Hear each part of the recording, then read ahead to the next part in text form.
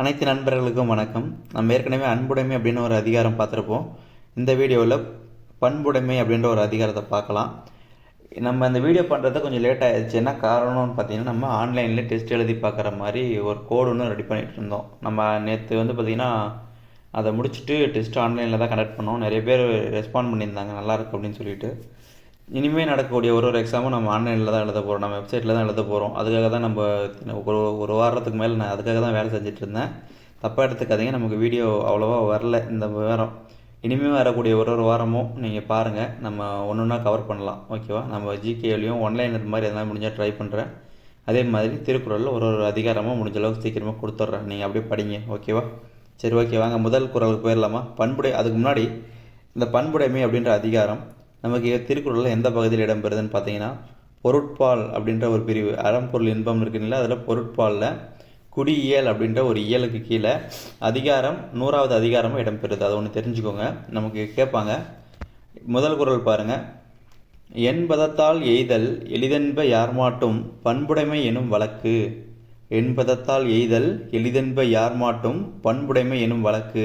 அதாவது பொதுவாக பண்புடைமை, அதாவது பண்பு அப்படின்ற ஒரு நல்ல ஒழுக்கம் ஒருத்தர்கிட்ட எப்போ தோன்றும் அப்படின்னு பார்த்தீங்கன்னா, அவர் எப்போ எல்லாருக்கிட்டையும் எளிமையாக பேசி பழகிறாரோ அப்போ தான் அவருக்கு அந்த பண்புடைமை அப்படின்ற ஒரு ஒழுக்க நெறியவே தோன்றும் அப்படின்னு சொல்லிட்டு சொல்கிறாங்க. ஓகேவா? மிக முக்கியமானது தெரிஞ்சுக்கலாங்க.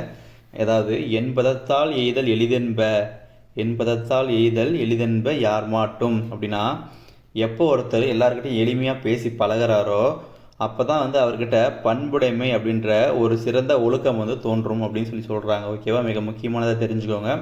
அடுத்தது பாருங்கள், 2வது குறள் பாருங்கள். அன்புடைமை ஆன்ற குடி பிறத்தல் இவ்விரண்டும் பண்புடைமை எனும் வழக்கு.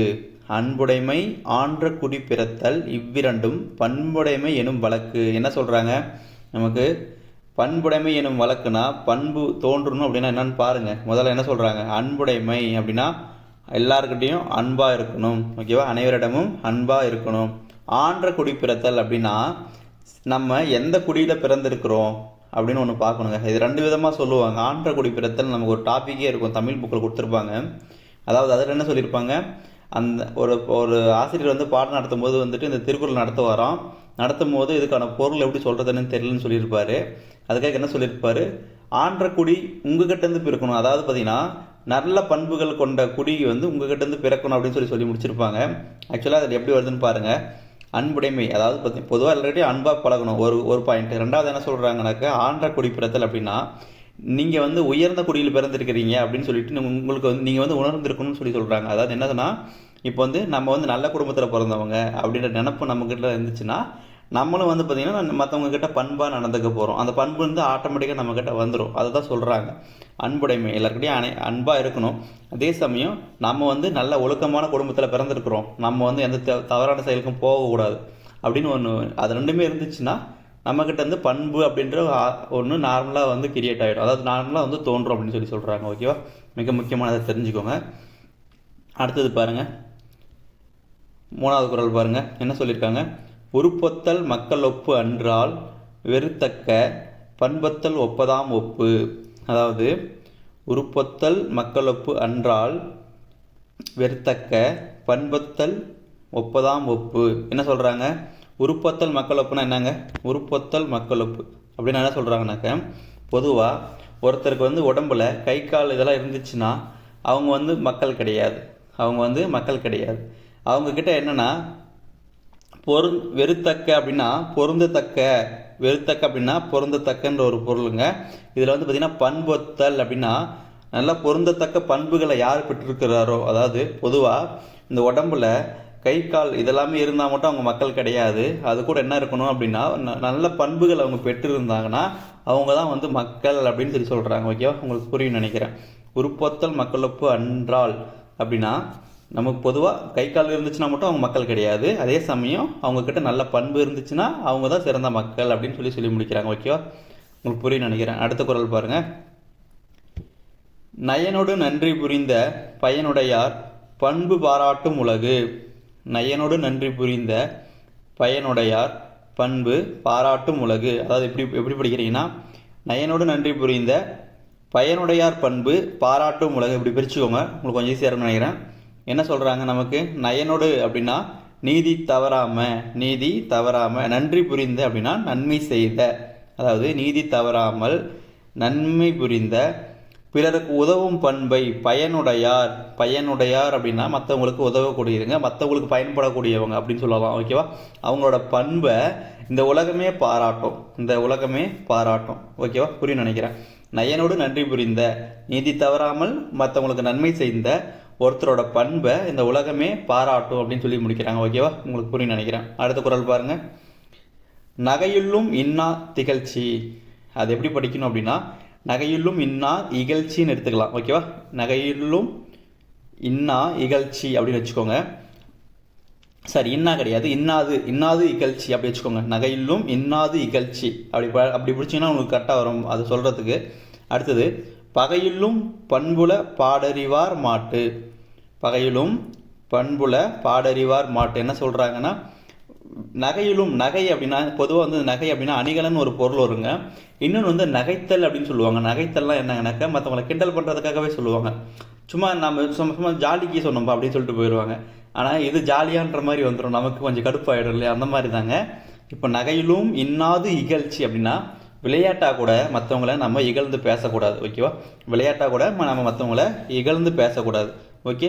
அடுத்ததா, பகையிலும் பண்புல பாடறிவார் மாட்டு அப்படின்னா அப்படின்னா நமக்கு எதிரியாக இருந்தால் கூட அவங்கக்கிட்ட இந்த பண்புடையார் பாடறிவார் மாட்டு அப்படின்னா நல்ல பண்புகள் இருக்கிறவங்க நமக்கு எதிரியாக இருக்கிறவங்க கூட அந்த இகழ்ந்து பேசுகிறத செய்ய மாட்டாங்க. ஓகேவா? அதாவது இதில் பண்புடைமை அப்படின்ற ஒரு ஒழுக்க நெறி அவங்கக்கிட்ட இருந்துச்சுன்னா அவங்களுக்கு பகைவராக இருந்தால் கூட அவங்கக்கிட்ட என்ன பண்ண மாட்டாங்கன்னா அவங்கள இகழ்ந்து பேச மாட்டாங்க. அதுதான் சொல்ல வராங்க. ஓகேவா? அடுத்த குறள் பாருங்கள், என்ன கொடுத்துருக்காங்க. இது ரொம்ப மிக முக்கியமானதாக பார்க்கலாங்க. கொஞ்சம் நல்லாயிருக்கும் திருக்குறளே பார்த்தீங்கன்னா. என்னென்னா, பண்புடையார் பட்டுண்டு உலகம், அது இன்றேல் மண்புக்கு மாய்வது மண். என்னன்னா, பண்புடையார் பட்டுண்டு உலகம் அப்படின்னா என்ன சொல்கிறாங்க பாருங்கள். இந்த உலகம் பண்புடையவர்களுக்கு கட்டுப்பட்டு இருக்குது. ஓகேவா? பண்புடையார் பட்டுண்டு உலகம் அப்படின்னா இந்த உலகமே நல்ல பண்புகள் இருக்கிறவங்க கிட்ட கட்டுப்பட்டு இருக்குது. அது இன்றேல் அப்படின்னா அது இல்லைன்னா மண்புக்கு மாய்வது மண் அப்படின்னா இந்த உலகமே என்ன, மனித உலகம் என்ன, மண்ணுக்குள்ளே போய் அழிஞ்சிடும். அதை தாங்க சொல்லியிருப்பாங்க பாருங்கள். என்ன சொல்லியிருக்காங்க? பண்புள்ளவங்க மட்டும் இல்லை அப்படின்னா இந்த மனித வாழ்க்கைன்றது மண்ணுக்குள்ளே போயிட்டு அழிஞ்சிரும் அப்படின்னு சொல்லி முடிக்கிறாங்க. இன்னொரு டைம் குறள் பார்த்துக்கோங்க. என்ன சொல்லியிருக்காங்க? பண்புடையார் பட்டுண்டு உலகம், அது இன்றேல் மண்புக்கு மாய்வது மண். ஓகேவா? உங்களுக்கு தெளிவாக புரியும் நினைக்கிறேன். அடுத்தது பாருங்கள், குறள் எண் 997. நமக்கு பார்த்திங்கன்னா இது நமக்கு 100வது அதிகாரமாக வருது இல்லைங்களா? அதனால் நமக்கு இதுக்கு முன்னாடி பாருங்கள் 90 அதிகாரம் 99 அதிகாரம் முடிஞ்சிருக்குமா? இப்போ 990 முடிஞ்சிருக்கும். 990 குறள் முடிஞ்சிருக்கும். அதில் வரத்தெல்லாமே 991 நமக்கு 1000 வரைக்கும் வரும். இது நமக்கு 100வது குறளாக வரக்கூடியது. சரி, ஓகே. அடுத்து இதில் என்ன சொல்லியிருக்காங்கன்னு பாருங்கள். அறம் போலும் கூர்மைய ரேனும் மரம் போல்வர் மக்கட்பண்பு இல்லாதவர். இங்கே பாருங்கள், இதில் இந்த அறம் அப்படின்னா நமக்கு கூர்மையான ஒரு ஆயுதம்னு வச்சுக்கலாம். ஓகேவா? அதாவது இன்னொரு அறம் இருக்குங்க. இந்த அறம் அப்படின்னா நமக்கு கருணைன்னு சொல்லுவாங்கல்ல, கருணை கொஞ்சம் நேர்மையான வழியில் அந்த கருணை மற்றவங்களுக்கு உதவி செய்யக்கூடிய பண்பு சொல்லுவாங்க இல்லைங்களா? அந்த மாதிரி வர்றது இந்த அறம் அப்படின்னா. இங்கே இருக்கிற அறம் அப்படின்னா நமக்கு கூர்மையான ஒரு ஆயுதம். ஓகேவா? பொதுவாக நமக்கு அந்த மர வேலைகளில், இரும்பு வேலைகளில் யூஸ் பண்ணுவாங்க. இன்னும் கொஞ்சம் ஃபைல்னு சொல்லுவாங்க. அது ஆங்கிலத்தில் சொல்லணும் அப்படின்னா ஃபைல்னு சொல்லுவாங்க. ஃபைல்னா இப்போ பொதுவாக ஏதாச்சும் ஒன்று சொரசொரப்பாக இருக்குன்னு வச்சுக்கோங்க. ஏதாச்சும் ஒரு பரப்பு சொரசொரப்பாக இருக்குது அப்படின்னா அதை வச்சு தேய்ச்சாங்க அப்படின்னா அது ஷைனிங் ஆகிடும். அதுதான் அறம்னு சொல்லுவாங்க. இன்னும் குறிப்பாக சொல்லணும் அப்படின்னா இதை மர வேலையில் தச்சர்கள் மரம் அறுக்கிறதுக்கு அந்த மாதிரி கூட ஒரு சிலது பயன்படுத்துவாங்க. அதனால் அது கொஞ்சம் வடிவங்கள் கொஞ்சம் மாறி இருக்கும். ஓகேவா? இதில் என்ன சொல்கிறாங்க? அறம் போலும் கூர்மைய ரேனும், அறம் போல கூர்மையாக இருந்தால் கூட என்னது மரம் போல்வர் மக்கட்பண்பு இல்லாதவர் சொல்லி முடிச்சிருக்காங்களா? இதில் என்ன சொல்ல வராங்க அப்படின்னா, அதாவது அறம் போன்ற கூர்மையான அறிவுடையவங்க. ஓகேவா? அப்படி தான் எடுத்துக்கணும். அறம் போன்ற கூர்மையான அறிவுடையவங்களாக இருந்தால் கூட அவங்கக்கிட்ட மக்கட்பண்பு அப்படின்னு ஒன்று இல்லை. அதாவது பண்பு மக்களுக்குரிய அந்த பண்பு அப்படின்னு ஒன்று இல்லைன்னா அவங்களுக்கு எது கூட கம்பேர் பண்ணுறாங்கன்னு பாருங்கள். மரம் போல்வர் அப்படின்னா உயிரில்லாத ஒரு அக்ரிணை பொருள். உயிரில்லாத சொல்ல முடியாது, ஒரு அக்ரிணை பொருள். ஓகேவா? அக்ரிணை பொருள்னா நமக்கு என்னங்க, ஒரே ஒரு அறிவு தான் இருக்குது. அதுக்கு என்னது? தொடுதல் அறிவு. அந்த தொடுதல் அறிவு இருக்கிற அந்த மரத்தை கூட போய் ஒப்பானவங்க அப்படின்னு சொல்லிட்டு கம்பேர் பண்ணுறாங்க. எப்போ மக்கட்பண்பு இல்லைன்னா, அவங்கக்கிட்ட நல்ல கூர்மையான அறிவு இருக்குது, ஆனால் அப்படி இருந்தும் அவங்கக்கிட்ட வந்து மக்கட்பண்பு இல்லை அப்படி வந்துச்சுன்னா என்ன சொல்கிறாங்க, அவங்கள வந்து மரத்தை கூட ஒப்பிடுறாங்க. அதுதான் சொல்லியிருக்கிறாங்க, அறம் போலும் கூர்மையரேனும் மரம் போல்வர் மக்கட்பண்பு இல்லாதவர். ஓகேவா? அடுத்த குறள் பாருங்கள், 98வது குறள். Okay, right, 998. ஓகே, என்ன சொல்லியிருக்காங்க பாருங்கள், நண்பாற்றார் ஆகி நயமில செய்வார்க்கும், நண்பாற்றார் ஆகி நயமில செய்வார்க்கும் பண்பாற்றார் ஆதல் கடை அப்படின்னா என்ன சொல்கிறாங்க. இதில் பாருங்கள், நண்பாற்றார் ஆகி அப்படின்னா நமக்கு நண்பராக இல்லைன்னா கூட நயமில செய்வார்க்கும், நமக்கு நண்பராக இல்லை, அவங்க என்ன பண்ணுவாங்க, நமக்கு நயமில்லைனா தீமைங்க. ஓகேவா? நயமில்லை அப்படின்னா நமக்கு தீமை செய்யக்கூடியவங்கன்னு அர்த்தம். தீமை, பொதுவாக தீமை, நயமில்லை, நயம்னா தீமை. ஏற்கனவே நம்ம ஒன்று பார்த்துருப்போம் இல்லைங்களா, நயம்னா நமக்கு நயம்னா நல்லதுன்னு பார்த்துருப்போம். இங்கே நயம் இல்லைன்னு இருக்குது, நயம் இல்லை அப்படின்னா நல்லது இல்லை. ஓகேவா? நல்லது இல்லை அப்படின்னு தான் எடுத்துக்கணும். நயமில்லை செய்வார்க்கும், அப்போ தீமை செய்வார்க்கும். பண்பாற்றார் ஆதல் கடை அப்படின்னாக்க பண்பு இல்லாமல் நம்ம அவங்கக்கிட்ட ரொம்ப இழிவாக நடந்துக்கக்கூடாது அப்படி தான் சொல்கிறாங்க. ஓகேவா? கீழே என்ன சொல்லிக்கிறாங்க பாருங்கள், நண்பராக இல்லாமல் நமக்கு தீமை செய்பவருக்கும் நம்ம வந்து நம்மளோட பண்புலேருந்து மாறுபட்டு அவங்களுக்கு வந்து இழிவான செயல்களை செய்யக்கூடாது. அதான் சொல்லி முடிச்சிருப்பாங்க. நண்பாற்றார் ஆகி நயமில செய்வார்க்கும், நமக்கு நண்பராக இல்லாமல் நமக்கு தீமை செய்பவருக்கும் பண்பாற்றால் ஆதல் கடை, நம்ம பண்பு இல்லாமல் அவங்களுக்கு இழிவான செயல்களை செய்யக்கூடாது. சிம்பிளாக முடிஞ்சிருச்சுங்களா? ஓகே, அடுத்ததாக பாருங்கள் என்ன சொல்லியிருக்காங்கன்னு பாருங்கள். அடுத்த குறளில், நகல்வல்லார் அல்லார்க்கு மாயிரு ஞாலம் பகலும் பார் பட்டன்று இருள். ஓகேவா? பகலும் பார் பட்டன்று இருள் என்ன சொல்லியிருக்காங்கன்னு பாருங்கள். நகல்வல்லார் அல்லார்க்கு அப்படின்னா யார் ஒருத்தர் மற்றவங்க கிட்ட நார்மலாக இனிமையாக சிரித்து பேசி மகிழ முடியலையோ அவங்களுக்கு மாயிரு ஞாலம் அப்படின்னா பெரிய உலகம்னு அர்த்தம். ஓகேவா? மாயிரு ஞாலம் பெரிய உலகம். இந்த பெரிய உலகம் எப்படி இருக்குது அவங்களுக்கு, பகலும் பார் பட்டன்று இருள் அப்படின்னா என்னென்னா, இப்போது ஒருத்தர் வந்து எல்லாருக்கிட்டையும் எளிமையாக பேசி மகிழ மாட்டேங்கிறார், அதாவது வந்து நல்லா ஈஸியாக வந்து பேச மாட்டேறாரு அப்படின்னா அவங்களுக்கு எப்படி இருக்கும்னா, அந்த உலகத்தில் பகல் பொழுதுமே இரவு பொழுது மாதிரி தான் தோன்றும். அதுதான் சொல்ல வராங்க. ஓகேவா? இங்கே கொடுத்துருக்கேன் பாருங்க கீழே, பிறருக்கு இயல்பாக பேசி மகிழ இயலாதவருக்கு இந்த பெரிய உலகம் பகலிலும் கூட இரவை போன்றே தோன்றும். ஓகேவா? இங்கே அதை தான் சொல்லியிருப்பேன். இங்கே நகல்வல்லார் அல்லாருக்கு இது வரைக்கும் சேர்த்திக்கோங்க. அப்படின்னா என்னது, மற்றவங்க கிட்ட சிரித்து பேசி மகிழ முடியாதவங்களுக்கு மாயிரு ஞாலம் இந்த பெரிய உலகம், பகலும் பார் பட்டன்று இருள், அப்போது பகல் பொழுதும் கூட எப்படி தோன்றும், அவங்களுக்கு இரவு பொழுது மாதிரி தோன்றும். ஓகேவா? மிக முக்கியமானதை தெரிஞ்சுக்கோங்க. அடுத்ததானோ நம்ம கடைசியான குறள் பார்க்க போகிறோம். என்ன சொல்லியிருக்காங்கன்னு பாருங்கள். பண்பிலான் பெற்ற பெருஞ்செல்வம் நண்பால் கலந்தீமையால் தெரிந்தற்று. என்ன சொல்லியிருக்காங்க, பண்பிலான் பெற்ற பெருஞ்செல்வம். இது வரைக்கும் நிறுத்திக்கோங்க. இதில் பாருங்கள் என்ன சொல்லியிருக்காங்கன்னு, பண்பு இல்லாதவங்க கிட்ட இருக்கிற ஒரு பெரிய செல்வம், அது எது கூட ஒப்பிடுறாங்கன்னு பாருங்கள்.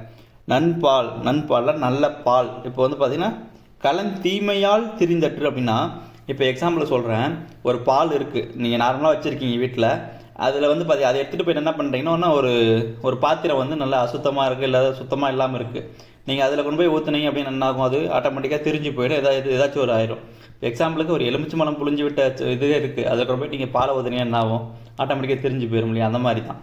இப்போது அந்த மாதிரி தான் சொல்கிறாங்க, பண்பில்லாதவங்ககிட்ட இருக்கிற செல்வம் எது கூட ஒப்பிடுறாங்கனாக்க, நம்ம வந்து நார்மலாக நல்ல பாலை கொண்டு போயிட்டு நம்ம ஒரு தீய பாத்திரத்தில் ஊற்றுற மாதிரி. ஓகேவா? நம்ம தீமையான, அதாவது பார்த்தீங்கன்னா அதோட தன்மை வந்து நல்லா இல்லை, அதில் கொண்டு போய் நம்ம ஊற்றுறோம் அந்த பால், அப்போ அதை என்ன பண்ண ஆட்டோமேட்டிக்காக தெரிஞ்சு போயிடும்.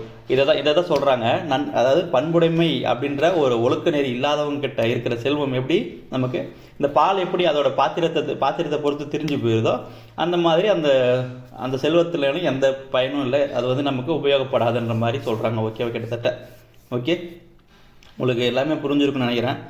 10 குறள் எடுத்துகிட்டு வந்திருக்கிறேன். அடுத்ததாக வந்து மீதி இருக்கிற ஒரு அதிகாரமாக நம்ம உடனே அப்லோட் பண்ணலாம் கூடிய சீக்கிரத்தில். நமக்கு டைம் இல்லை, முடிஞ்ச அளவுக்கு நான் சீக்கிரமாக கொடுத்துட்றேன். எனக்கும் கொஞ்சம் டைம் இல்லை, ஏன்னா நம்ம அடுத்து ஜிஎஸ்க்கு கொஞ்சம் மூவ் பண்ணணும். ஜிஎஸ்க்கு இனிமேலாம் வந்துட்டு டைம்லாம் வேஸ்ட் பண்ண தேவையில்ல.